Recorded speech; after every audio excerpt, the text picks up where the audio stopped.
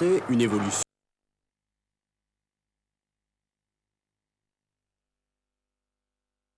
en France a du...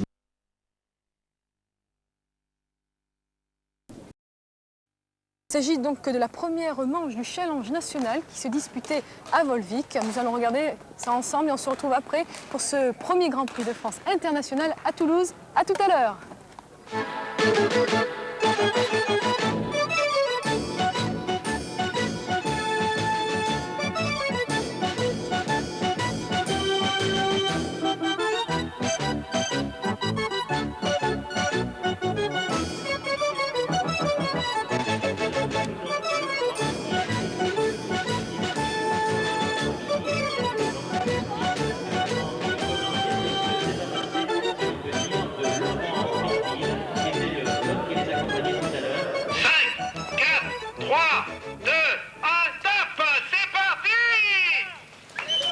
Voilà, c'est parti, on les applaudit chaleureusement.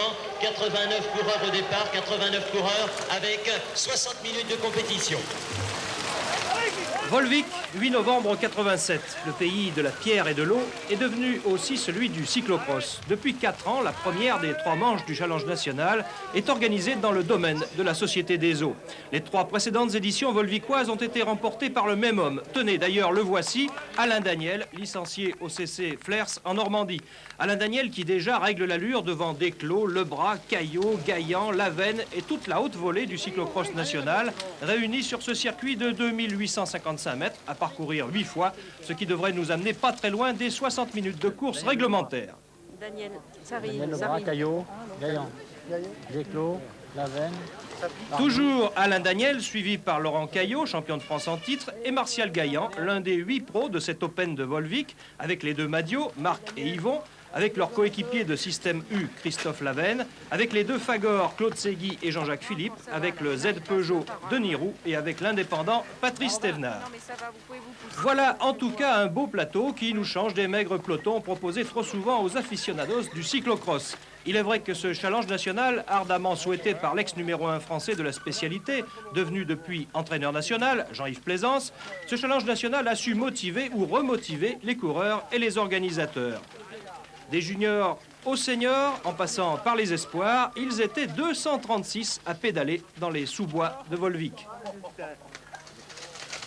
Ce qui m'étonne le plus d'ailleurs, c'est quand même la participation de plus en plus importante des coureurs. Et surtout que l'effort est fait, non pas, comme on pourrait le penser quelquefois, uniquement au niveau des régions, mais surtout au niveau des clubs et même de coureurs individuels qui se déplacent pour participer à ces épreuves. C'est donc qu'il y avait une demande et un besoin réel. Ça veut dire que le cyclocross est en train de retrouver un petit peu son standing? C'est absolument indispensable, je crois, de passer par ce style d'épreuve, parce que nous sommes en France le seul pays européen, notamment, qui pratique le cyclocross et où il y a peu de rencontres de haut niveau. Dans les autres pays, c'est pratiquement tous les dimanches qu'on retrouve ce type d'épreuve. Il faut absolument poursuivre dans cette voie. C'est le seul moyen, d'ailleurs, de permettre un regroupement de coureurs et d'en sortir au moins une élite. Bruno Lebras devance maintenant Alain Daniel. La décision n'est pas faite en tête de la course, mais ça ne saurait tarder. Déjà à quelques distancés de choix, tel Marc Madio, sur ce circuit de Volvic que le soleil de début novembre a rendu très sec, très rapide, avec, pour les amateurs de chiffres, 1600 mètres de chemin, 840 mètres de route, 115 mètres de butte et 300 mètres de prairie. Et c'est justement dans la prairie que l'on retrouve le maillot du champion de France, Laurent Caillot. Le sociétaire de Douai n'est pas tout seul devant, non, il a dans son sillage Alain Daniel et Bruno Lebras. On est dans le 3e tour et la rupture vient de se consommer entre ces 3 hommes et les autres gros bras de la course. Daniel derrière, Daniel Marquez. Laurent Caillot, vainqueur au classement général des 3 manches du challenge national 86, suivi du triple vainqueur de Volvic, Alain Daniel, et de celui qui fut 7e et 1er français au dernier championnat du monde, Bruno Lebras.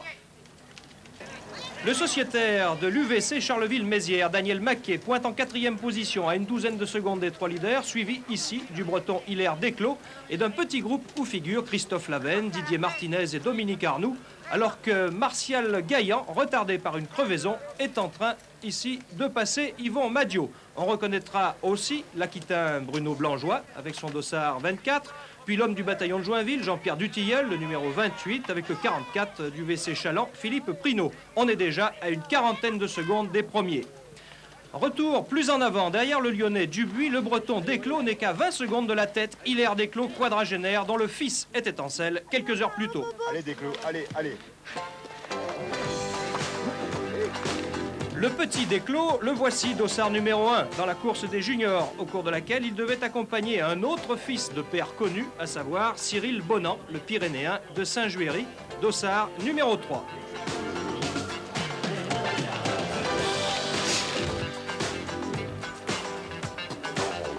Dès le deuxième des 5 tours de l'épreuve réservée aux juniors, Desclos et Bonan s'étaient retrouvés nettement détachés, le Pyrénéen ne tardant pas à fausser compagnie aux sociétaires du Véloce Vante.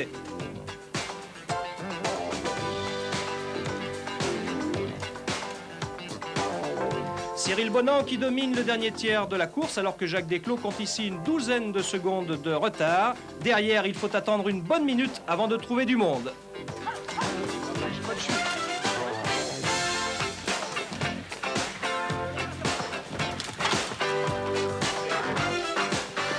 Deuxième place assurée pour Jacques Desclos qui terminera avec une avance de 52 secondes sur le Picard David Pagné et un retard de 25 secondes sur le vainqueur solitaire Cyril Bonan.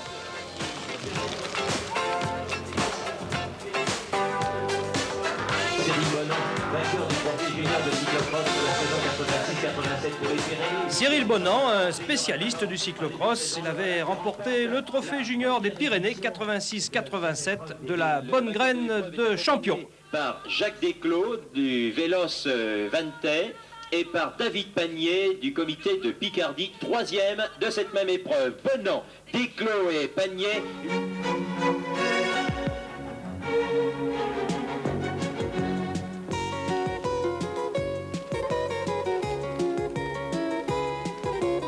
Et puisqu'on avait ouvert une parenthèse avec les juniors, pourquoi ne pas la prolonger avec la course réservée aux espoirs? De 79 engagés, il en reste 4 en tête à la mi-parcours. Le champenois Lionel Horry, les deux Bellifontains Éric Bleuze et Christophe Mangin, et le maillot rouge et noir du sociétaire de la SPTT de Clermont-Ferrand, Franck Pallier.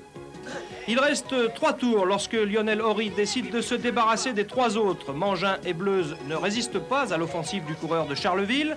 Pallier, lui, est encore un petit peu plus loin et on voit se rapprocher le numéro 2, Pascal Reverdy, un Alsacien qui précède ici le 4, Stéphane Piriac.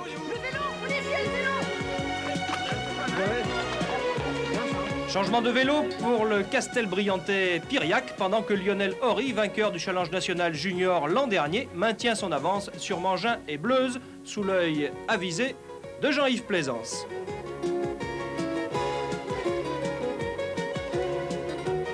Bleuze va rétrograder en fin de course, tandis que Reverdy, qui talonne ici le Clermontois Pallier, sautera Mangin pour la deuxième place.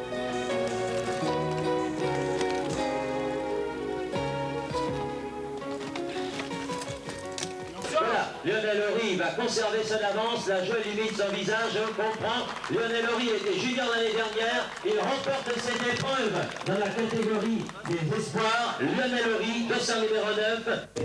Allez, on revient sans plus attendre à la course vedette. Alain Daniel tente la belle, mais Caillot et Lebras, frères ennemis, puisqu'ils porteront l'an prochain tous les deux les couleurs du club de Vasquehal, ne laissent pas l'initiative aux Normands. On est sorti à 3, on reste à 3. Le trio infernal maintient ses distances, 20 secondes sur la doublette Daniel Maquet, Martial Gaillan, le coureur de Système U ayant produit un bel effort pour remonter jusqu'ici. Martinez, Desclos, Lavenne, Dubuis, Arnoux, Quentin naviguent à 40 secondes. Yvon Madiot n'est pas trop loin, mais son frère Marc a du mal à suivre le rythme. Lui aussi, en bleu, blanc, rouge, et encore plus attardé, l'enfant d'adoption du pays, Gérard Guazzini. Le Sayatois, champion de France amateur sur route, a un petit peu la tête ailleurs, songeant surtout à son entrée chez les professionnels sous la direction de Ferdinand Braque, spectateur attentif de cette manche auvergnate du Challenge national. Je suis venu voir, disons, sur le terrain, un petit peu la vie, comment elle se passe par ici. Et aussi pour Gérard, c'est une question de mentalité. Je crois qu'on doit se comprendre l'un et l'autre. Et je crois que lui aussi aura beaucoup de déplacements à faire en Belgique. Et je crois que c'est tout à fait normal qu'on se déplace une fois soi-même aussi. Et la signature du contrat, alors, la priorité aux coureurs, allons-y, Gérard Guazzini. La veille, dans le studio de FR3 Auvergne, Gérard Guazzini et Ferdinand Braque avaient signé pour le meilleur et pour le pire, tandis qu'un autre ex-sociétaire de l'UC Saillat, Yves Bonamour, convolait en juste noces du côté de la Bretagne, lui aussi nouvel engagé dans l'équipe SEFB Peugeot. Merci Ferdinand, je vais vous demander J'espère maintenant... de trouver ce qui me manquait dans mon équipe, c'est-à-dire que j'espère de trouver des gars qui peuvent, disons, limiter les dégâts en montagne. Et je crois que j'aurais fait un bon choix. Quand on m'a dit qu'il fallait que j'aille signer là-bas et qu'il y avait Yves Bonamour, j'ai signé sans hésiter, car Yves, il était au club l'année passée avec moi, on s'entendait vachement bien. Et aussi, il y a Bernard Chénaud, un gars qui a déjà l'expérience, qui a déjà 4 ans de professionnalisme. Et j'espère qu'on fera du très bon travail. Et je pense qu'on a été très bien intégrés avec les Belges. Et on fera du très bon travail pour cette saison. Bonne route à Guazzini et Bonamour, deux des néo-pros français pour 88. Et revoici la triplette de choc qui mène la danse. Bruno Lebras devant et Laurent Caillot derrière préfère la marche à pied. Entre les deux, Alain Daniel a choisi d'appuyer un petit peu plus fort sur les pédales.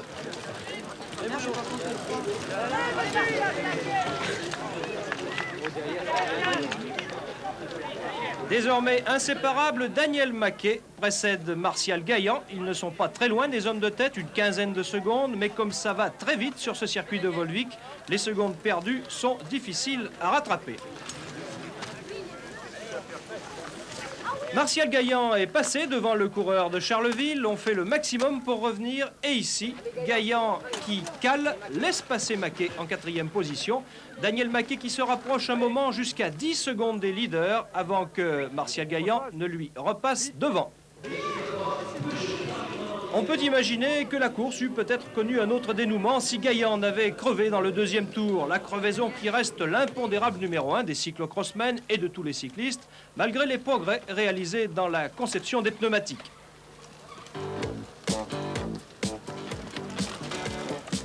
Si on en profitait justement pour s'échapper des sous-bois, quelques petits tours de roue en direction du centre de recherche et d'essai Michelin, pas très loin de Volvic.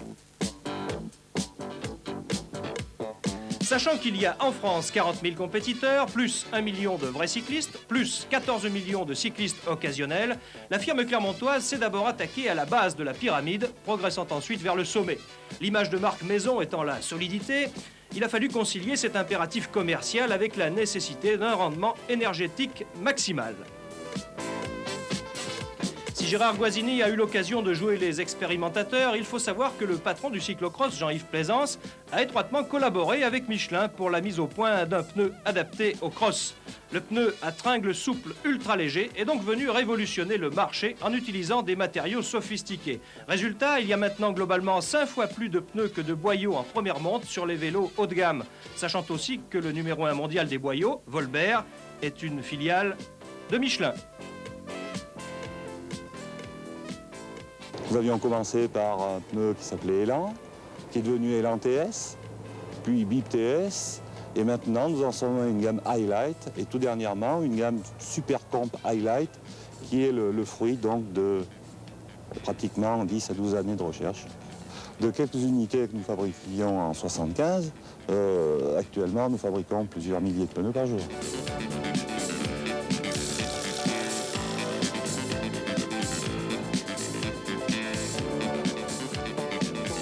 Nous profitons de tout ce qui peut se faire au point de vue recherche pour la voiture. Ce sont les mêmes personnes qui font les mêmes programmes de calcul, que ce soit pour le vélo, pour le tourisme ou pour la moto. Les machines d'essai sont les mêmes, avec les petites adaptations bien sûr.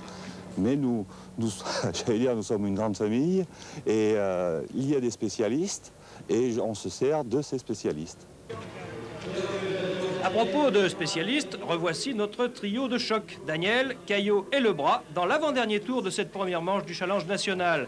Petite précision quand même concernant l'avancée technologique dont il était question.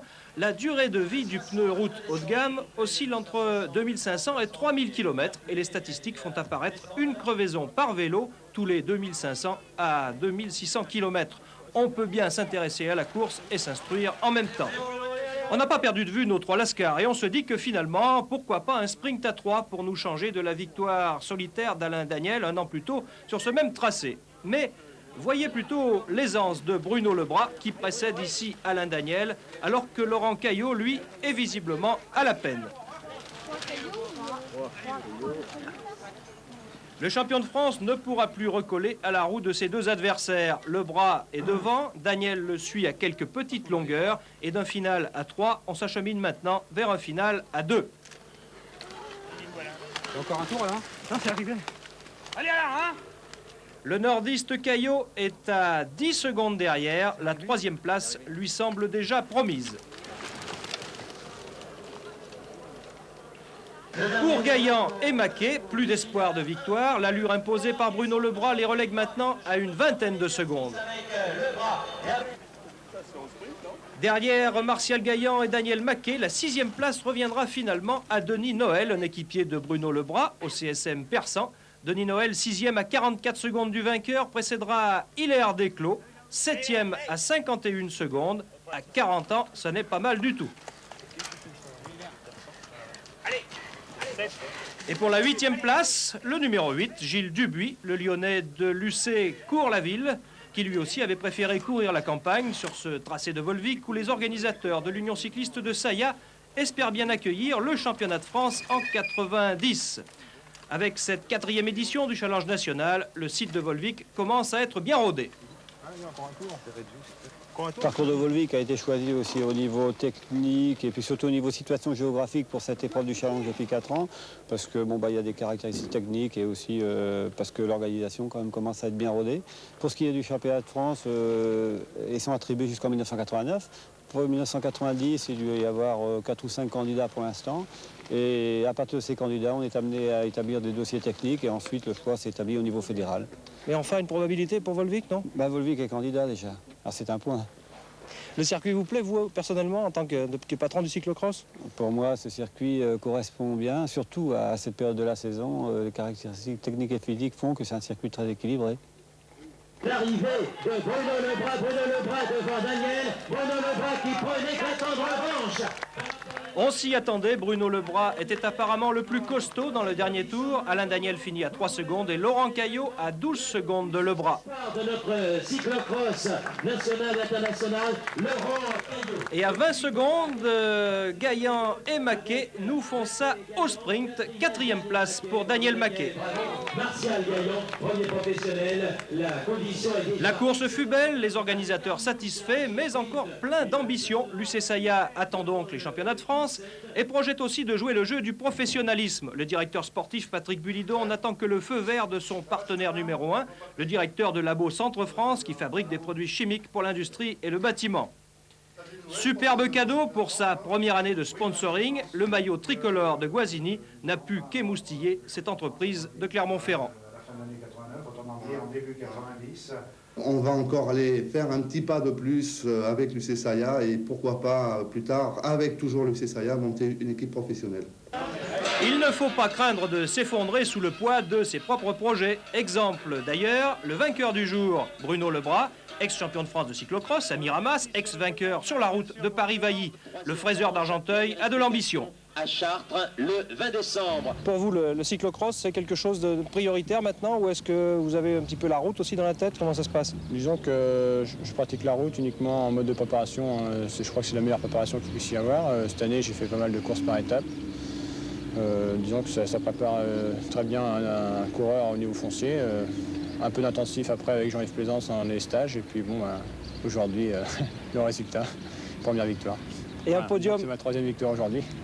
Un podium au prochain championnat du monde, vous osez y penser éventuellement? Avec une 7e place l'année dernière, en loupant mon départ, cette année, pas de problème. Je pense que le podium il sera vraiment acquis, je crois. Enfin, j'espère me l'acquérir parce que depuis le temps qu'on attend ça. Il faut être optimiste aussi. Oui, c'est ça. Je suis là. En attendant le rendez-vous mondial, en attendant le championnat de France qui s'annonce savoureux à Münster au mois de janvier, rendez-vous à Saint-Herblain et Chartres qui accueilleront les 2 autres manches du Challenge National les 29 novembre et 20 décembre.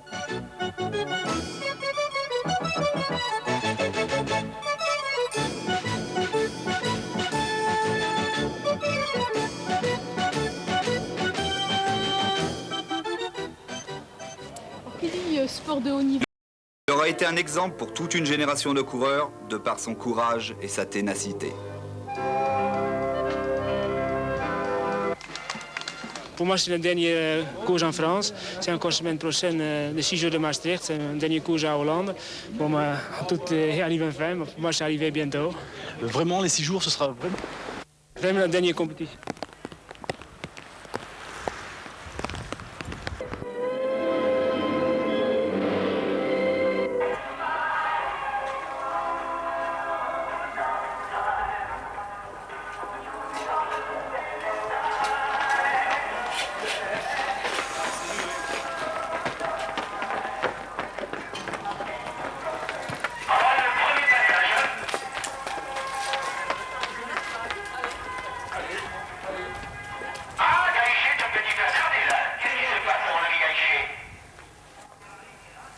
N'oublie pas de sourire, allez.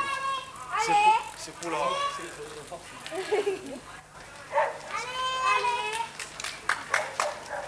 Allez, c'est bien.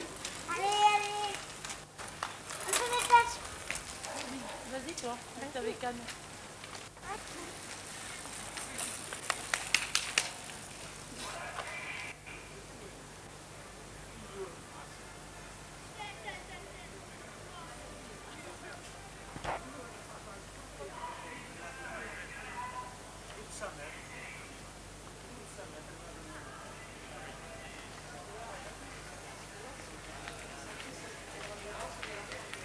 Allez, souris encore, allez. Si, encore au courant.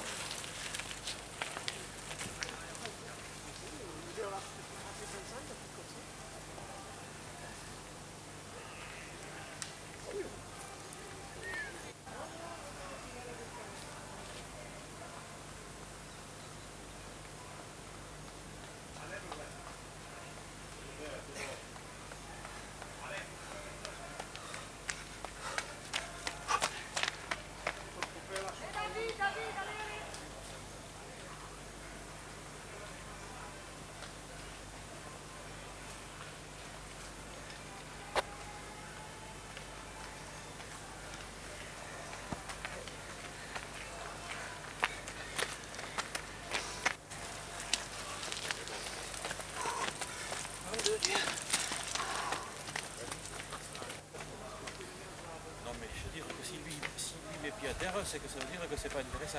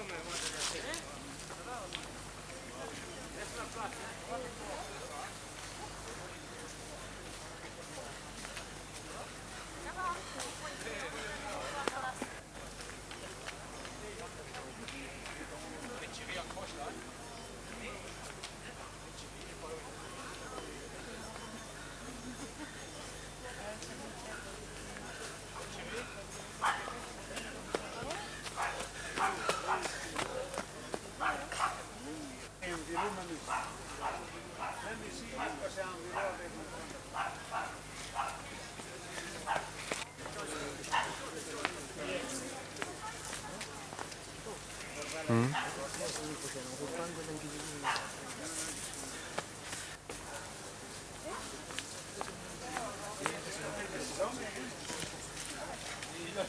c'est bien. Allez. Non. Ah, il aura pris où là? C'est une balade. Ouais, faut pas. Routine un peu, David, routine, ne marche pas.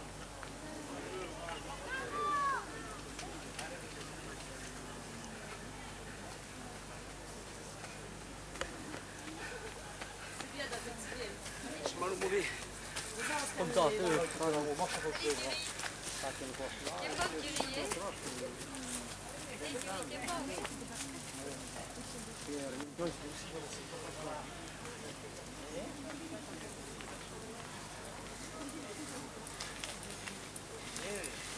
Allez, c'est bon, allez.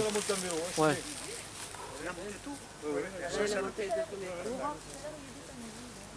Il a attrapé la souche au milieu. Hein, qu'est-ce que moi l'a dit tout à l'heure? Eh bien les frérots, allez. Les frérots, c'est facile à dire, ouais. Il y a une vacaillette. Allez, allez. Allez Ferrari, mets le turbo. C'est bien. Il fait comme ça, Reste pas mis dans la route, toi, tu vas me le gêner. Ah, je veux aussi. Bon. C'est bien, David, c'est bien. Et moi, c'est lui, regarde, c'est vite.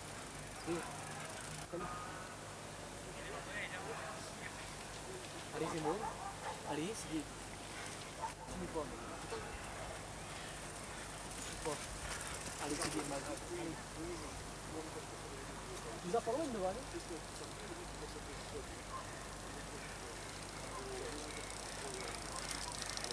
Combien il reste? 2 minutes. Une fois 2 minutes. Et il a largué au lieu. Ah, Thierry, allez. Il aime les circuits où c'est plat.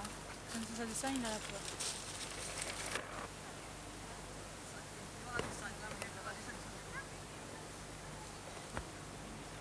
Attends, Michel, j'arrive. Je viens t'aider, attache.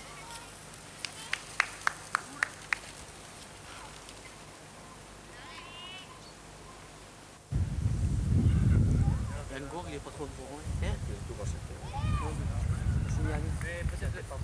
Peut-être qu'il faut dire que la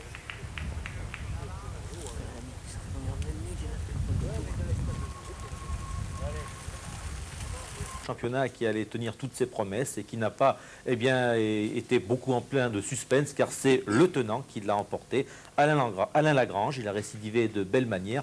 Tout de suite, je vous invite à vivre les principaux moments donc, de ce championnat de cyclocross des Pyrénées. Tout le monde dans la boue. Après le forfait de dernière minute d'Henri Abadi, il y avait 50 coureurs au départ de ce championnat des Pyrénées qui se disputaient à Ourseby, à quelques 6 km de Tarbes. Dès le premier tour, gros pépin pour le professionnel Christian Chaubet, victime d'une blessure au tendon d'Achille. Sur un parcours extrêmement sélectif, le peloton n'allait pas tarder à s'égrener, sous l'impulsion notamment de Alain Lagrange de l'US Vicoise, qui allait imposer un train très vif devant Christophe Dupuey de Tarbes. Derrière, on notait les efforts de Garcia, Brosset et Andrieux. Ici, la côte des Vignes, principale difficulté de ce circuit, négocié très aisément par Alain Lagrange, qui avait l'avantage, c'est vrai, de connaître parfaitement le parcours. Christophe Dupuey, qui était favori avant l'épreuve, ne pouvait malgré son opiniâtreté remonter le champion des Pyrénées en titre. À l'arrière-garde, on notait beaucoup d'abandons. Seuls d'ailleurs 15 coureurs allaient pouvoir terminer. En tête de la course, Moncassin, Amardeille, Gess, Andrieux, Dupuey et Garcia étaient les seuls à espérer profiter d'une défaillance éventuelle de Lagrange.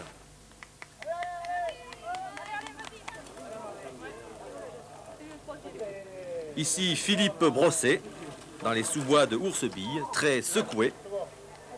Et c'est donc finalement un succès acquis pratiquement de bout en bout pour Alain Lagrange, qui remporte pour la deuxième fois consécutive le titre de champion des Pyrénées.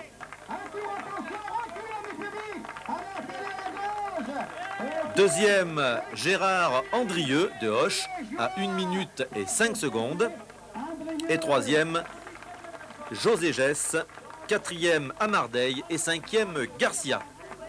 Chez les juniors, pas de surprise non plus avec la victoire en solitaire pour le jeune Cyril Bonan, 17 ans, qui marche allègrement sur les traces de son père Henri.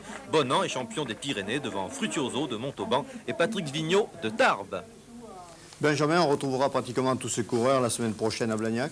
Exactement, je tiens à signaler que c'est Ours Belle-Île, et non pas Ours Bille, comme je l'ai dit dans la foule du reportage. Et les gens de ce pays voudront bien m'excuser. Donc, très difficile à prononcer. Voilà, Ours Belle-Île. Alors, Blagnac, surpris du peloton, il s'agissait du jeune Christophe Dupuey de Tarbes, actuellement sous les drapeaux au bataillon de Joinville. Il était poursuivi par Daniel Amardeille avec Laurent Jalabert et Marc Morer. Très vite, Dupuey allait prendre un écart assez important à son poursuivant immédiat. Ici, Christophe Dupuey qui va négocier l'une des principales difficultés du parcours avec brio. Cyril Bonan, victime d'une chute en début de parcours, va revenir sur Laurent Jalabert, mais Dupuey ne sera pas inquiété, il l'emporte devant Cyril Bonan, et c'est Daniel Amardeille qui remporte le titre des espoirs, tandis que chez les juniors, c'est Jérôme Ciotti qui remporte le titre. Pour le Stade Toulousain,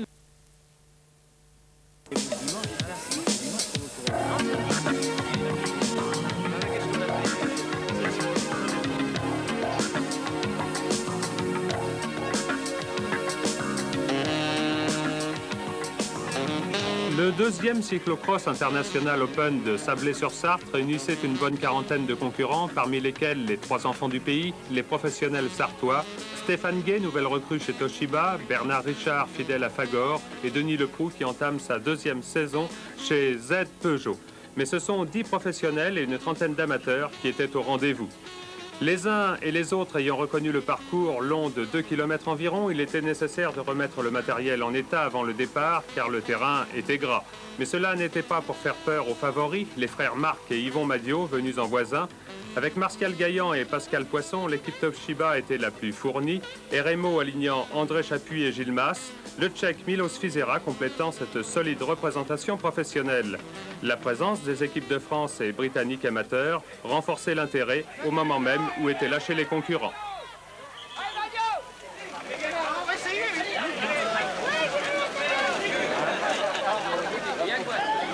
C'est dans le cadre vallonné du parc du château de Sablé qu'évoluaient les coureurs selon la formule 1 heure de course plus un tour.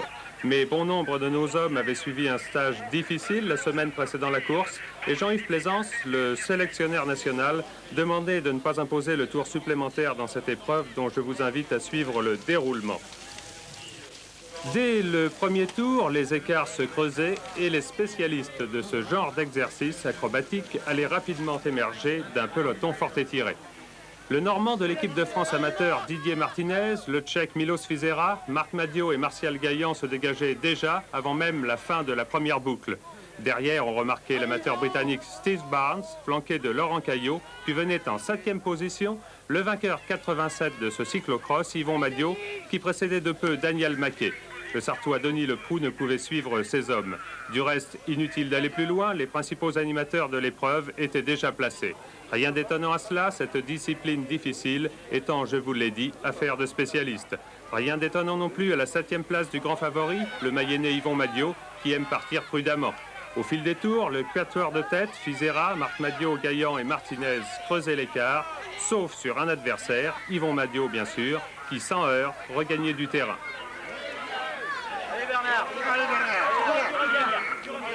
Et c'est ainsi que vers la mi-course, Martinez, Yvon Madiot et Gaillan constituaient le trio de pointe, Caillot et Maquet, tous deux également de l'équipe de France amateur, étant relégués à quelques longueurs.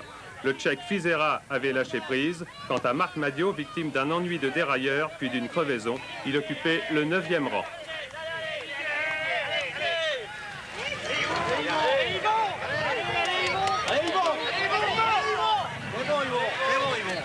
Vas-y, Yvon. Allez, Caillot. Allez, Caillot. Allez, bravo, Marc, c'est bien. Après une demi-heure de course, le classement avait déjà pris forme et le sélectionneur national n'avait aucune difficulté à analyser la situation.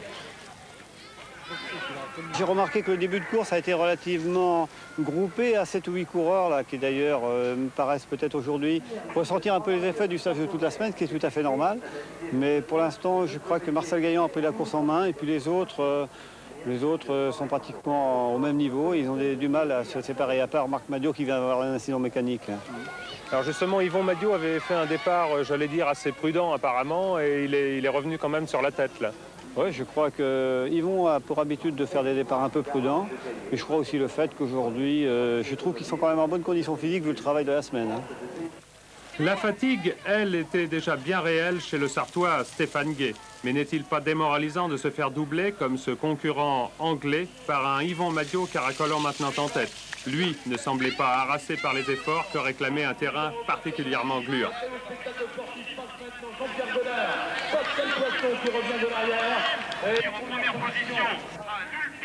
À la différence de beaucoup d'autres, Milos Fitzera changeait de vélo à chaque tour au pied de la butte et non en haut. Pour les coureurs bénéficiant de cette solution, cela permettait le nettoyage par les mécaniciens des roues, du pédalier et du dérailleur englué. Un avantage précieux pour certains. La mascotte du Madiot Brothers Club semblait indifférente à tout ce remue-ménage. Il est vrai que, venus en voisin, les fans des frères Madiot ne semblaient pas douter un instant de la victoire de l'un ou l'autre de leurs idoles. Poisson, le long de la rivière, semblait moins à l'aise que ses coéquipiers, mais précisément, lui n'est pas un spécialiste de ce genre d'exercice. Bernard Richard, encore un Sartois, souffrait également, pensant vraisemblablement qu'il donnerait volontiers sa bicyclette pour un peu d'asphalte. Il n'était sans doute pas le seul à ruminer ses sombres pensées, n'est-ce pas, Mr. Young? Oui,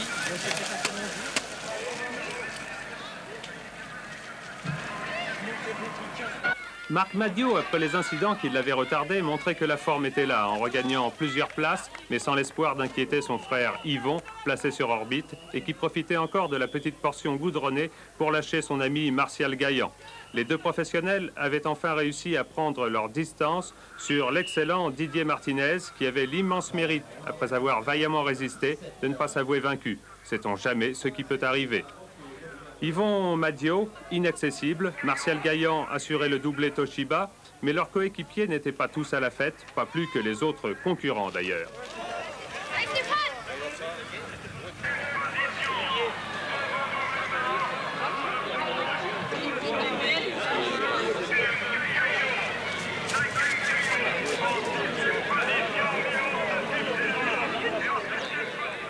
Et l'on entamait le dernier tour de ce circuit éprouvant avec un Yvon Madiot impérial et des concurrents doublés tentant de garder le contact avec les meilleurs, autrement dit, les mêmes que précédemment.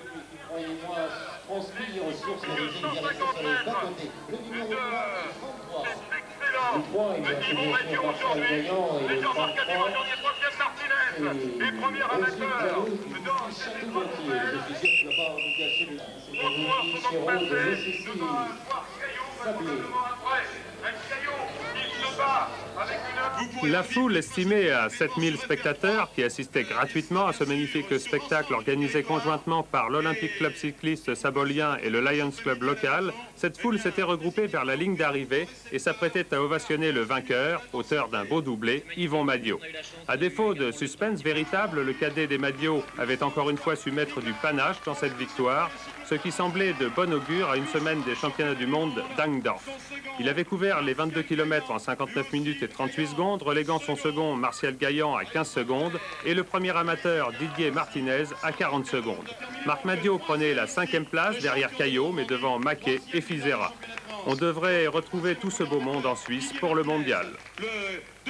On en finirait par oublier les conditions de course difficiles, s'il en subsistait certaines traces que le vainqueur s'empressait d'effacer afin de répondre aux questions des journalistes. C'est donc apparemment très frais qu'Yvon Madiot nous a expliqué sa course. J'espérais être devant dans le trait de jeu, puisque je savais que tous les coureurs pros, c'est-à-dire Martial, Marc, que le même programme que moi hier, avaient mal aux jambes. Parce que on est resté quand même une journée debout devant des caméras, donc je ne crois pas que ce soit la préparation idéale. Alors moi, un petit malin, je me suis dit, je vais bien m'échauffer et je vais faire le départ. Mais je crois que ça s'est un peu retourné contre moi, c'est moi qui ai été largué. D'accord, alors finalement, ça s'est pas trop mal passé par la suite? Bon, j'ai vu au bout de 2-3 tours que c'était un parcours très dur, très physique. Bon, je savais qu'il fallait être très patient et j'ai attendu. Et je suis passé à l'offensive vraiment dans le dernier quart d'heure. Marc, lui, a eu des ennuis mécaniques, sinon il était devant quand même.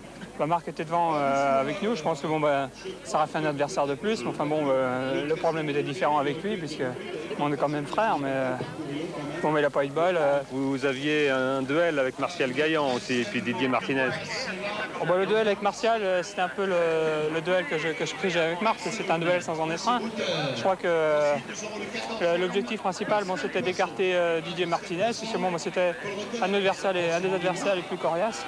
Surtout sur un parcours comme ça, il va très vite à pied et très puissant, donc pas facile à lâcher. On a mis beaucoup de temps. D'ailleurs, Martial a attaqué une première fois, j'ai attendu. Et quand je suis revenu, à mon tour, j'ai attaqué. Cela paraît si simple expliqué de cette façon, mais le grand frère était fier du petit. Quant à leur compère, Martial Gaillan, il sacrifiait aux autographes, rançon de la gloire oblige. Mais la foule n'était pas tout à fait rassasiée par le spectacle haut en couleur offert par les concurrents du cyclocross de Sablé-sur-Sarthe. Il lui fallait encore la cérémonie de remise des récompenses pour garder une dernière image de cette belle journée. Chacun pensait déjà à l'édition 89 et les organisateurs, même à 90, puisqu'ils espèrent recevoir le national sur ce circuit. Il est vrai que ce serait une juste récompense pour une épreuve spectaculaire. Ce n'est pas Didier Martinez, le meilleur amateur en ce dimanche chabolien, qui nous démentira. De grêle et de pluie étaient de saison et la boue de rigueur pour ce championnat du monde de cyclocross des professionnels à Hagensdorf en Suisse alémanique. 26 concurrents au départ, dont 4 Français, parmi lesquels Christophe Lavenne qui aborde en tête ici devant le Suisse Brahe, mais pour peu de temps hélas, la première difficulté pédestre des 3 km d'un parcours à couvrir 7 fois. 650 mètres de route, 800 mètres de chemin de terre battu et surtout défoncé, 350 mètres de sentier, quelques 1200 mètres de prairie, tel était le programme proposé aux candidats à la succession de l'Allemand Klaus-Peter Thaler sur chacun de ces 7 tours d'un circuit terriblement éprouvant où la sélection s'opérait rapidement. Dès la fin du premier tour, en effet, le Belge Liboton, favori de l'épreuve, avait fait déjà le trou, flanqué des Suisses Richard et Breu.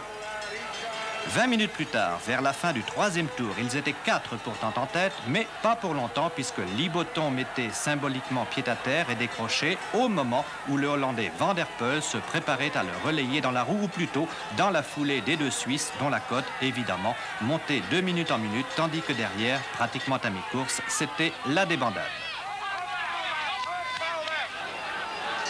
4e tour, le podium était connu, dont il ne restait plus à deviner l'ordre, encore que l'importance des écarts enregistrés à ce moment de la course ne laissa guère de doute quant à son issue.